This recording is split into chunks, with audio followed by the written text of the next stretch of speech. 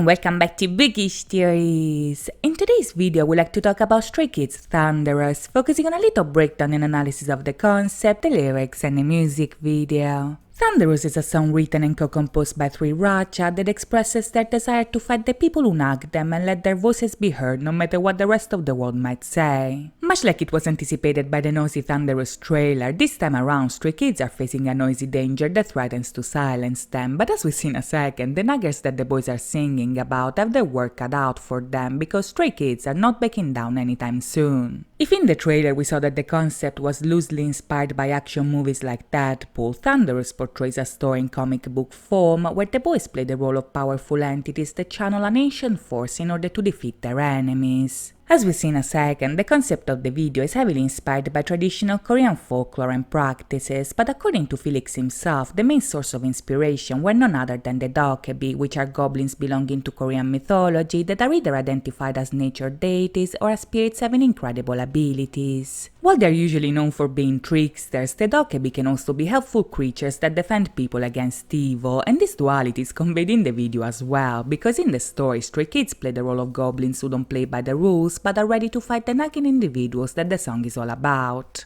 Now in the story, this confrontation actually takes place in the context of what appears to be a singing competition, because at the beginning the comic shows us a sign encouraging the best singers to gather together. As we see people looking at the sign, the comic zooms out to reveal the Dokebi looking at the scene from the heavens, and after reviewing the situation, the goblins take the shape of a blue flame and descend on Earth to take part in the challenge. Now in Korean mythology, these blue flames are literally called goblin fire, and in the West they can be compared to the will-o'-the-wisp that populate European mythology and folklore. This is a phenomenon that in Korean lore embodies the power of the goblins and often anticipates their arrival, and in the video this is exactly what happens, because as soon as the blue flames arrive on Earth, Stray Kids manifest in the reality of the story. As they say themselves, the boys are the thunderous ones, they're freezing cold, but they know that they'll burn forever, and this is a reference to the Dokebi themselves, because the goblins are spirits who are announced by blue fire. Now if we take a look at this setup in context, we can see that to a certain extent, the idea of Stray Kids coming through to win a singing competition can be seen as a reference to Kingdom, which is a show where the groups gather together in order to take the crown. If in real life Stray Kids had to battle other groups however, this time around the people that they want to beat are those who nag them, and this contrast is expressed in the title itself, because while in English the boys are the thunderous ones, in Korean the original title is actually Sori꾼. Now Sori꾼 is a word that refers to a singer or vocalist that is usually known to perform traditional Korean music, and in the song Stray Kids are the Sori꾼 that arrive to battle the Jan Sori꾼, which in turn are the naggers that bother them. In the story, the Jan Sori꾼 are described as villains that make their blood boil and as individuals that talk nonsense because they are jealous of their success. These are people that talk too much, are way too confident in their abilities, but don't stand a chance when the real confrontation begins, and this is because the Sori꾼 don't play by the rules because they are too busy making their own. You see, the whole point here seems to convey the idea that what Stray Kids are engaging in this fight, they are doing so for fun rather than to prove their worth, because in this context their worth is not really in question. In the story they are literally above everybody else, but decide to lower themselves to the level of the naggers, and this is because these people need to be put in their place and they are the only ones who are able to do so.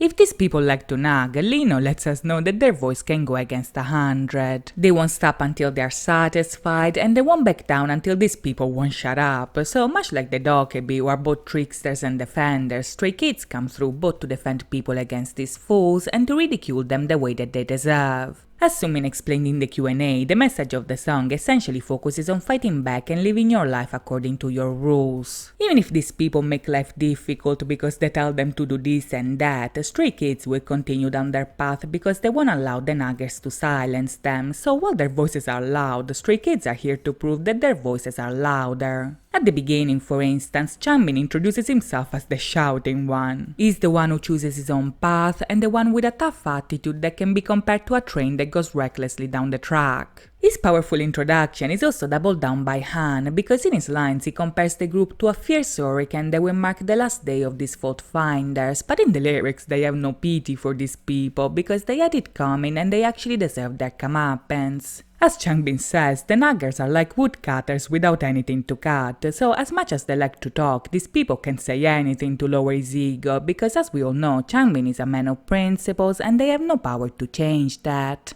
The fact that these people think that they're relevant enough to speak, however, is enough for Stray Kids to come through to shut them up, so in the story the boys descend in the mortal world and take part in the challenge to prove the haters wrong. Now if we take a look at the opening comic, it seems that the events that we see on screen take place sometime during the Joseon dynasty, because the landscape that we see in the background is very similar to the painting of the sun, the moon and the 5 peaks that symbolizes the majesty of the Joseon royal court. Interestingly enough, the original painting also portrays the sun and the moon using the same colors the Stray Kids used for the 2 moons back in the Class series, and this is an era that is also referenced with the same bird that guided their path back in Levanter. If you look closely, however, in the comic we don't see the sun and the moon, but rather the red sun by itself, and this could mean the Stray Kids might have ended up in a parallel reality that looks like our own but has slight differences as well. As we see in Hyunjin's scene, what we are seeing is like a fictional version of the real world. Much like Deadpool and the boys themselves in the trailer, Stray Kids seem well aware that they are characters inside of a story, and this is because, as we see in the opening, now the boys are higher entities that have a greater knowledge in comparison to a normal human. Now this is the result of a process that began all the way back in God's menu, because when the 2 moons reunited and the boys found themselves in a singular world, the shining light brought back their true selves as well. In Backdoor, however, we also saw that this change allowed them to unlock abilities that they never had before, and in the Backdoor opening video, the boys embraced these powers and used them to fight the evil that put them in danger. With Soriqun, we now see the final result of this transformation, because from people trapped in a maze who took a road not taken, Stray Kids essentially realized themselves and became entities that transcended humanity and acquired power that nobody else actually has. Like the goblins that inspired their concept, the boys can now trick their enemies and defend people from evil, and their power is conveyed in the video as well, because while the story is set in the past, the boys show up with modern clothes and arrive on location with cars. This is a clear indication that the boys don't belong to that time, but rather arrived there to challenge the Jan Soriqun and defeat them once and for all.